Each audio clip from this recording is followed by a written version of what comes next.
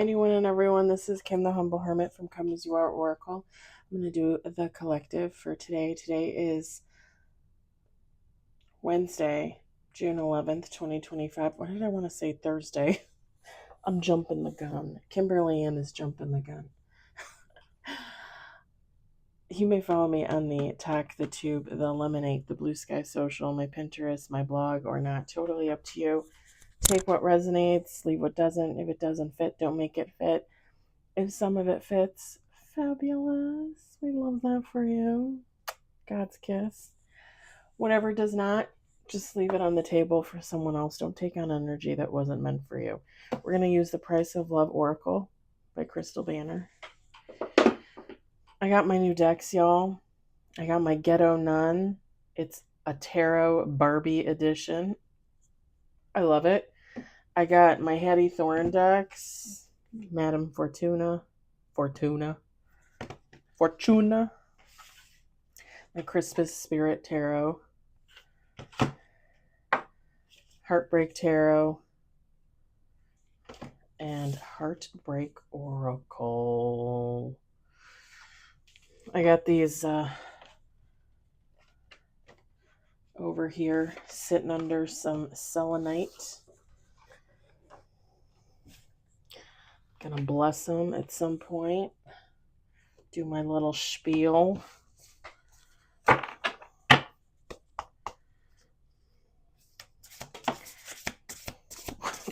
One on the table.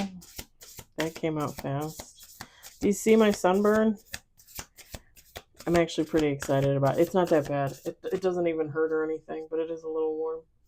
Just a little. My face and forehead is probably the worst, and I barely even feel it. We got one on the table. I wasn't going to do readings. I actually was like, I'm not feeling it. And then I'm like, no, Kim, you're going to do the readings. Do the readings. Don't be a turd. Do the readings. We got two on the table.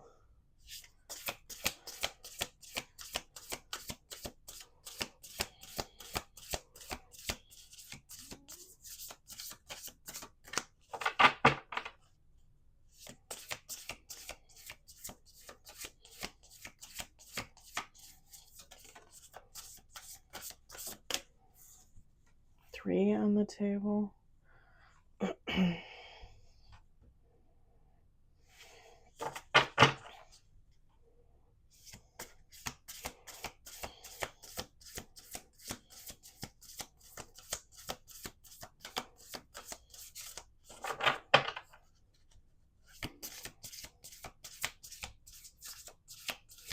They're supposed to blacktop our driveways. I think they got... So there's 4 driveways connected in like one big driveway, right? I think they got probably 10 driveways done, so that's like 40 driveways.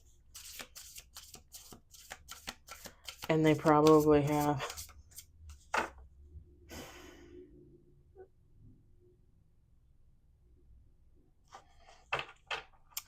I don't even, they probably have like 200 driveways to go. Like, I don't know how they thought they were going to get it all done on a Wednesday. I don't even know if they would get it done by the end of day Friday, honestly. I mean, if they only did about 40 driveways, or even if they did like 48, that's like one section of one side of the street. That's not the other side of the street. That's not all the way down here by me. Yeah.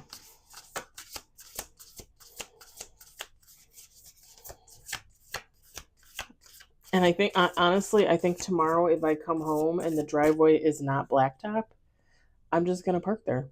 Because if they're not going to get ours done until Friday, I might as well just park there. I leave early in the morning. I won't be here when they're here.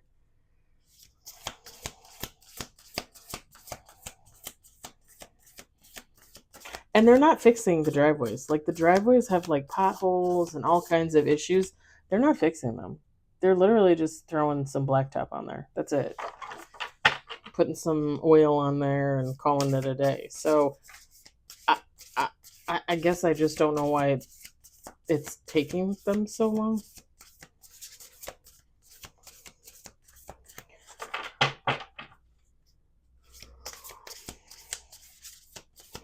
And I'll be here 3 years in November, and they have not done it in the 3 years I've been here. And I'm pretty sure Julie, my neighbor downstairs, who also owns her condo, told me that they did it right before I moved in. Never looked like it. The thing is I'm not judgmental about the people that do it. I don't really care, like I really don't care. I don't care about the driveway. Like, do the driveway, don't do the driveway. I mean, you're not doing it right anyway. You're not going to fill it in, where it's all cracked and bumpy and holes and all that. So who cares? The thing that pisses me off about it is the fact that I pay almost $300 a month in association fees for almost nothing. And I'm pretty sure most of that goes to cover the lawn care for the whole development. And it goes to pay for the water for the people in the like apartment buildings over there that don't pay for water. It's part of their rent. It's part of their, I don't know why I'm paying for their water, but whatever.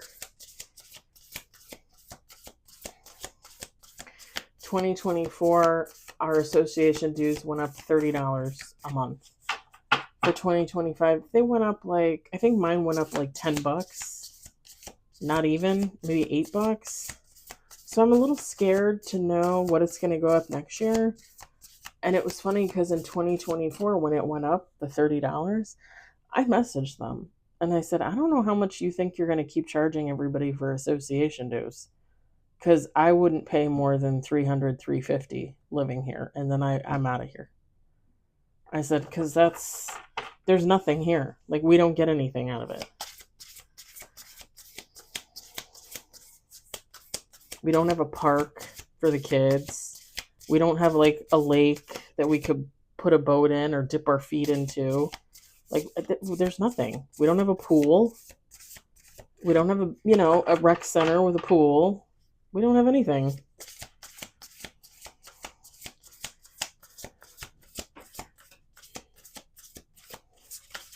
And it's funny because the ex-best friend used to live in a development just like this. And they had built a rec center and a pool, but they charged you, I think it was an extra $100, $150 a month if you wanted access to it. Excuse me. So not only was she paying her association dues, but if she wanted to use the pool, like for the summer, like she would have to pay like $150 extra for 3 or 4 months to use the pool. That's a lot. You could probably get a pool pass for your local, county pool, village pool, or whatever for a hell of a lot less. Or technically it would be more, but you'd have it for the whole year, like an indoor pool. You know what I mean?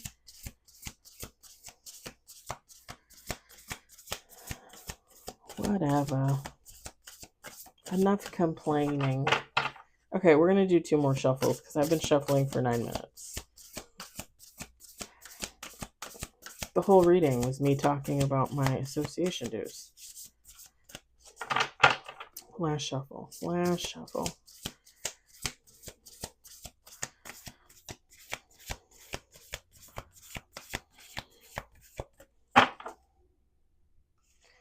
Ooh, okay.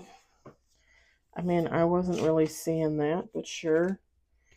Bottom of the deck. Bottom of the deck is manipulation, and that kind of makes sense too. All right, we got 5 cards at bottom of the deck. We've got surrender. We've got dead end. Soulmate, recognition. Connection. Interference. So take how this resonates. If you were in a connection or had the potential to be in a connection with someone that you thought was like your soulmate, and it was kind of bamboozled out of your hands, out of your life. Um, or this could, well, I mean, technically, this would resonate for the both of you, right? Because you both would have lost. There was some type of interference. Oh, sorry, feminine, masculine, take how it resonates. It doesn't matter. It's like you or this person or both of you just raised your white flag, surrendered to the fact that this connection is not going to happen because someone or something, forces, interfered. And it was supposed to be a connection. Like there was supposed to be love there. There was supposed to be a relationship there. I mean, I can't I can't say how long you were supposed to be together if this was like, because even with a soulmate, I mean, you could have a few years together and someone passes away, or you could have a few years together and then someone goes insane and cheats. I mean, things happen. Technically, with a soulmate, you know, it's supposed to be like love of your life kind of vibes. But again, you could be a soulmate with anything. You could be a soulmate with a person. You could be a soulmate with an animal, you know.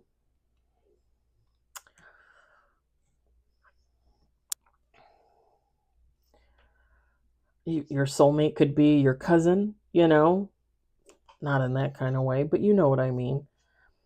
You could meet a friend and you could feel like they're your soulmate. I've had that happen. My good friend Dulce, I feel like she's my soulmate. But on a friend level, Like we just have a lot of the same, we've had a lot of the same things happen to us in our background. We both have experienced a lot of abuse. And, she came out on the other side with her second husband, having a baby with him, raising her two boys, and just actually having a pretty damn good life for the most part. Um, but yeah, we have a lot in common. And it's funny because when I first met her, like, she's at work. We're at work. That's how we met. Um, so I didn't immediately get it, but when I first like had an interaction with her, I was like, oh, I was like, this is why when I run into you, like I can't stop staring at you. I can't stop listening to you because like we have that connection, but she's a friend. But as far as I'm concerned, like she would always be my friend. And she's one of those people that I don't have to worry about hugging her or um telling her too much information or anything like that. Like she's not going to steal my energy. She's not going to take advantage of my energy, just like I don't take advantage of hers.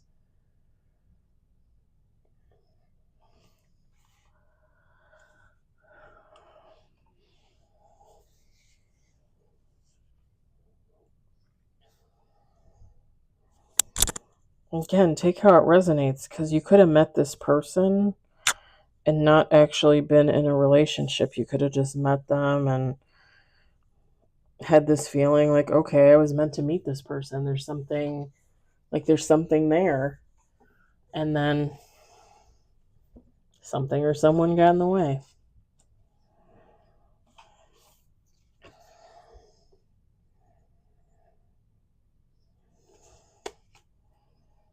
There comes a point, I feel like when we get into those connections, or if we don't, right, they don't like come about, they don't come to fruition like they should have. I feel like God just kind of steps in and says, you know what, like, we're going to move on from this. Like, we're going to let this go and we're going to bring you someone else and we're going to bring you someone else. Because what's the interference? Let's go worst case scenario. Worst case scenario is it's a third party. That person or you. Somebody whispered in your ear. Somebody whispered in their ear. Hey, they're not good enough for you. Like, why don't you date me? Like, I'm prettier and sexier and I have more money. Why don't you come over here? So that person goes over there, or you go over there, right? Thinking, the grass is greener type of thing. Thinking maybe this person was the false person, and the person you're going to shack up with, the person you're going to go towards, that's the person. That's the soulmate, right? Like, oh, this was meant to be.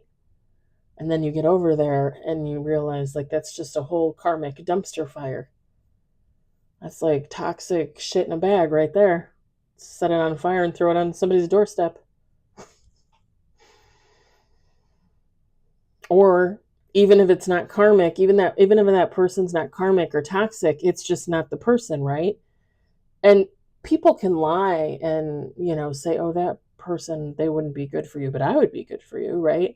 People can lie and not be toxic or karmic. I mean, they're still doing something shitty.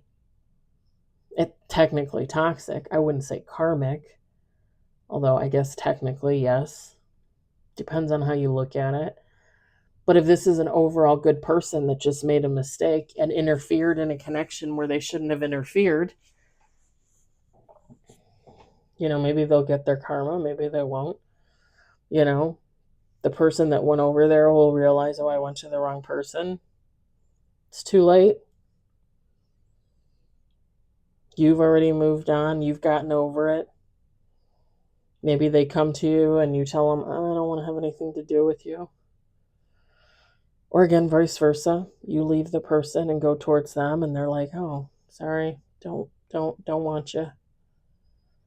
Because it sours you on that relationship, on that connection. You get soured. Like, how are you going to trust somebody? Like, if you met them and had a really good time and went on a few dates, even if you had sex with them, right? Even worse. Then they just run off and go towards someone else. You're supposed to be okay about that when they try to come back? You really want that person back? I mean, for me, in order for me to take that person back, like, we would have to be talking like years later. We would have to be talking like a total rehaul of a personality, of a mindset, of a spiritual journey, spiritual awakening, healing journey, that kind of thing. Because, listen, if someone is so easily bamboozled by another person that it sends them going to someone else instead of where they're supposed to be with you, that person has a lot of growing up to do. A lot of growing up to do. And here's the thing, I'm not saying like we don't all fall prey to pressure, right? Peer pressure. Like, even where I work, we get rumors going around the warehouse all the time about all kinds of people, all kinds of things, all kinds of situations. They're rumors. You don't know what's true. You don't know what's not. I literally talked to one friend and I'm like, hey, I heard such and such and such and such. And they'll be like, oh, I didn't hear about it. And I'll be like, put your ear to the grindstone and see what you can find out. But that's the thing. Like, everything's a rumor until the person that's being rumorized validates it, right?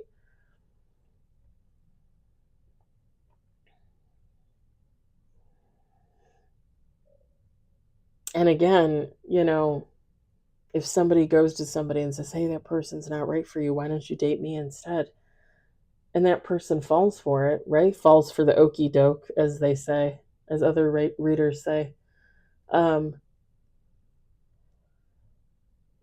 they're, no offense, but they're kind of stupid. Like, they're kind of stupid. Do you not use your intuition? Do you not have guidance? Do you not, like you didn't realize that there was something wrong with that? You didn't think that was weird? Like, you don't think it's weird that you like a person and you're hanging out with them, whether you're having sex or not, you're hanging out with them, you really like them, you're really into them, and then all of a sudden somebody comes up to you, male or female, and says, I don't think they're the right person for you, but I am. You don't think that that's weird? You don't think that that's a little weird that that person chose that moment, that time to come to you and say something? Like they didn't want you before when you were single, but now when you actually like someone and you're hooked on somebody and you spend time with them, now all of a sudden they come in and they're like, wait a minute, maybe I'm the one for you. You don't think that's weird?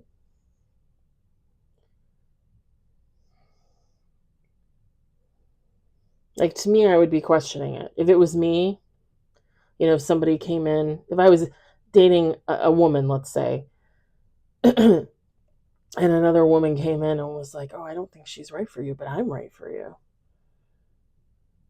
Okay, I work next to you. I work next to you every day for the last 3 years. You didn't think you should say something? Now all of a sudden when I'm seeing somebody, you want to break that up. You want me to be unhappy. You want me to come towards you when you had all this time to say something.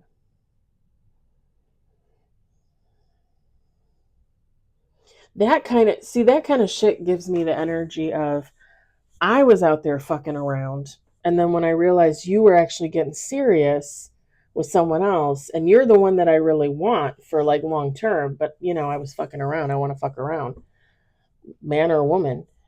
Now I'm going to come towards you. Now I'm going to take you away from that person that you have the connection with. And now I'm going to use you. Now. Right? Right? Like that's bullshit. That is such bullshit. And the odds of that type of relationship working out, probably not great. Because if someone was sitting on you, if someone was waiting on you, if someone was out there fucking around, fucking everything that moves, and then all of a sudden you get into a relationship and they're like, oh, wait a minute, I thought we were going to get into a relationship. Oh, you did? Because you never said anything. For years you didn't say anything. Now you're going to say something when you see me happy with someone else? And why would I go towards that person? Like how like I don't have my own brain, like I'm just going to go towards that other person, go back to that person. Like, oh, okay, yeah, I always wanted to be with you too, even though you never said anything. Come on. Come on. That's like the devil at work. Whether you want to consider that person a demon or not. Like that's the devil at work. Because that's literally the devil coming in right in between this connection, this soulmate connection, and tempting someone with some bullshit, right? And that's just worst case scenario. You could have, if this is you could have, fell out of contact with your soulmate because maybe they moved away. Like, oh, yeah, I'm going to call you. Yeah, or I'm going to come see you. And it just never happened. They moved away for work or their family. They moved with their family. I think I've talked about this before. When I was a little girl, I had a boyfriend. His name was Ricky Miller. Cutest little guy. Cutest little guy. He's so sweet. He gave me my first ring.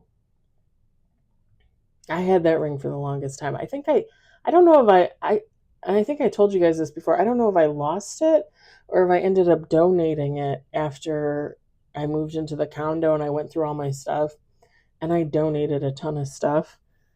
Like jewelry boxes and old jewelry and all kinds of stuff. So I don't know if it was in there and I just didn't notice and I gave it away. Or if I actually lost it a long time ago. I don't know. But little Ricky Miller gave me my first ring. And I think it was a little pink. I think it was like it was either a pink box with like a blue jeweled, like a little fake blue jeweled ring in there, or it was a blue box with a pink jeweled ring in there. I can't remember. One or the other. Because I remember pink and blue. And they moved to Indiana. His family moved to Indiana, I think for his dad's job. And I remember he called me a couple times. The thing is, and I think I've told you guys this, the thing is you're a little kid, you don't know, right? So like he called me a couple times and I talked to him for a few minutes and then I was like, okay, bye. And then after a while he stopped calling and I didn't really think anything of it, you know? He was gone, and as a little, we're talking, I don't even know, you guys, 6, 7, 8, probably 8 at the most, okay? 8 at the most, for sure. But I'm still thinking like 6-ish. Um, like I'm not sitting by the phone waiting, like I was playing with my little ponies and my Care Bears. Like I didn't think anything of it, even though like I considered him my boyfriend and he was a cutie patootie and we looked smashing together. Ricky Miller. I do wonder whatever happened to him. I should try and Google him. I looked for him on Facebook. I couldn't find him. And it would be so hard to tell like what he would look like now. I mean, I remember what he looked like then, but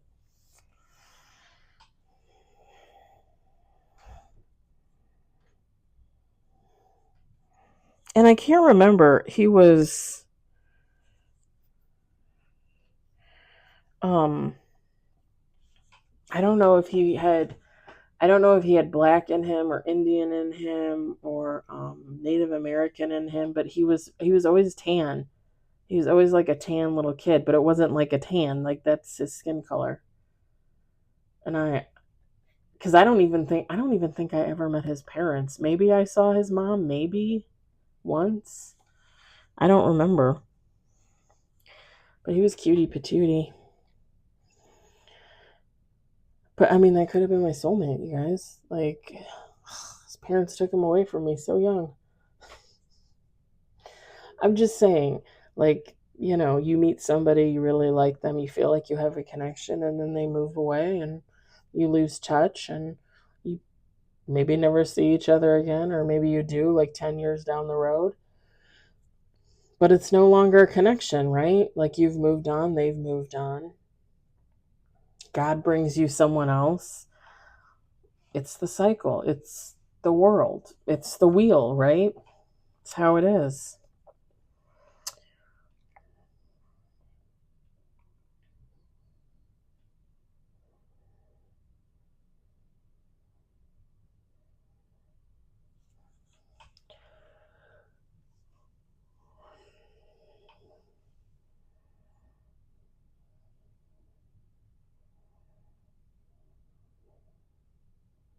Okay, this is gonna sound weird, but I'm picturing like farms and beaches. So maybe you guys always wanted to like live on a farm but vacation at beaches, or maybe you always wanted to live on a beach and visit a farm. I don't know. I don't know. Take how it resonates. Something about farms